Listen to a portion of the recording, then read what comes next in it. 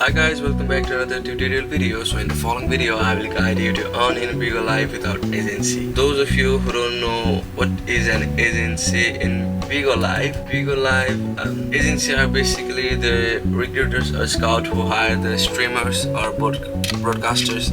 Agency are basically those who hire or recruit the streamers or broadcasters to perform or earn the money on BIGO Live. So if you want to earn money without the help of agency, then this is the video for you. So watch till the end to know about it.